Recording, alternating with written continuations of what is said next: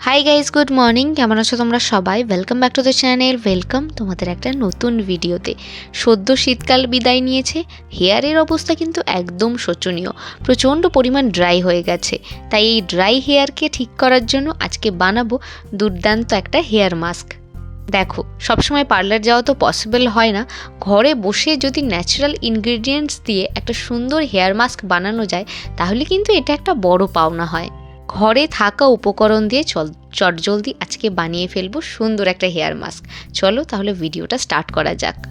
আমি আমার hair length অনুযায়ী নিয়ে নিয়েছি এখানে 3 বড় চামচ মতো মুলতানি মাটি।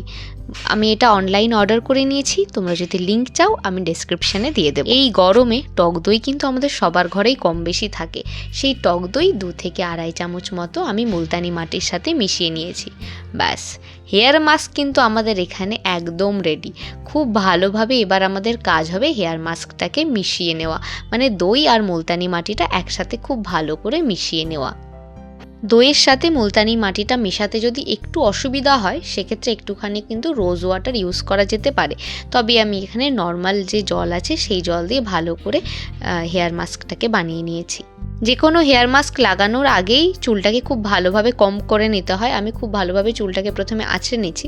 আরেকটা কথা, স্ক্যাল্প কিন্তু একদম পরিষ্কার থাকা চাই। আমার স্ক্যাল্প এখানে একদম পরিষ্কারই আছে, তাই চুলটাকে খুব ভালোভাবে আঁচড়ে নিয়ে আমি এবার হেয়ার মাস্কটা অ্যাপ্লাই করা স্টার্ট করব। হেয়ার মাস্কে আজকে আমরা ব্যবহার করেছি দই। দইয়ে থাকে লো ফ্যাট কন্টেন্ট, যেটা কিন্তু ড্রাই হেয়ারের জন্য প্রচণ্ড ভালো। এছাড়া হেয়ারটাকে স্মুথ করতে, হেয়ারে যে রাফনেস থাকে আর ফ্রিজিনেস থাকে সেটাকে দূর করতেও কিন্তু দই প্রচণ্ড পরিমাণে হেল্প করে। আমাদের হেয়ারের ময়েশ্চারকে লক করে হেয়ারকে একদম সফট বানায় কিন্তু দই। দইয়ের মধ্যে আছে ল্যাকটিক অ্যাসিড, যেটা কিন্তু আমাদের স্ক্যাল্পকে একদম ক্লিন করে দেয় আর স্ক্যাল্পে যে ডেড স্কিনগুলো থাকে সেটাকেও কিন্তু রিমুভ করতে হেল্প করে।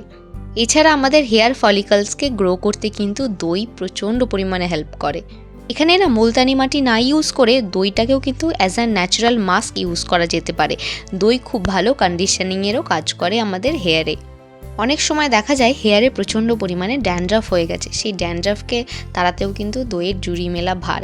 এছাড়া হেয়ারে একটা এক্সট্রা শাইনও কিন্তু নিয়ে আসে এই মাস্কটা। দইয়ের সাথে আমরা এখানে ইউজ করেছি মুলতানি মাটি। মুলতানি মাটি আমাদের যেমন স্কিনে ভালো এফেক্ট করে, তার সাথে সাথে কিন্তু আমাদের স্ক্যাল্পেও খুব ভালো একটা এফেক্টেশন নিয়ে আসে। স্ক্যাল্পে যে এক্সেস অয়েলটা থাকে না, সেটাকে রিমুভ করতে কিন্তু এই মুলতানি মিট্টি প্রচণ্ড পরিমাণে হেল্প করে। অনেক সময় দেখা যায় যেদিনকে শ্যাম্পু করি ঠিক তার পরের দিনই হেয়ারটা একদম অয়েলি হয়ে গেছে। সেক্ষেত্রে কিন্তু মুলতানি মিট্টি প্রচণ্ড পরিমাণে হেল্প করে। স্ক্যাল্পের যে এক্সেস অয়েলটা আছে সেটা তো দূর করে, আর স্ক্যাল্পটাকে একদম ক্লিন করে দেয় আর একটা হেলদি স্ক্যাল্প পেতে সাহায্য করে। হেলদি স্ক্যাল্পের সাথে সাথে আমাদের কিন্তু হেয়ারের টেক্সচারকেও সুন্দর করে এই মুলতানি মিট্টি। হেয়ারটাকে পার্টিশন করে করে গোটা মাস্কটা কিন্তু আমি খুব ভালোভাবে অ্যাপ্লাই করে নিয়েছি। প্রথমে খুব ভালোভাবে স্ক্যাল্পে অ্যাপ্লাই করেছি, স্ক্যাল্পে হয়ে যাওয়ার পর লেন্থেও কিন্তু একইভাবে অ্যাপ্লাই করে নিয়েছি। আর তোমরা এখানে দেখতেই পাচ্ছ অলমোস্ট কিন্তু আমার হেয়ারে গোটা মাস্কটা অ্যাপ্লাই করা হয়ে গেছে। দেখতে আমাকে কিছুটা এখন এরকম লাগছে, মনে হচ্ছে যেন মাথার সমস্ত চুলগুলো পেকে গেছে। যাই হোক, মাস্ক অ্যাপ্লাই করা এখানে আমার হয়ে গেছে। এটা ওই কম করে হলেও 40 থেকে 45 মিনিট মতো রাখবো। তারপর শ্যাম্পু আর কন্ডিশনার দিয়ে খুব ভালোভাবে ওয়াশ করে নেব। আর এই হচ্ছে আমার আফটার ওয়াশ রেজাল্ট। তোমরা দেখতেই পাচ্ছ হেয়ারটা কতটা স্মুথ হয়ে গেছে।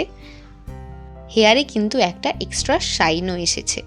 এই মাস্কটা কিন্তু তোমরা বাড়িতে ইজিলি অ্যাপ্লাই করতে পারো। আর কি রেজাল্ট পেলে সেটা কিন্তু আমাকে জানাতে একদম ভুলো না। এই ব্লগটা এই পর্যন্তই, দেখা হচ্ছে নেক্সট ভিডিওতে।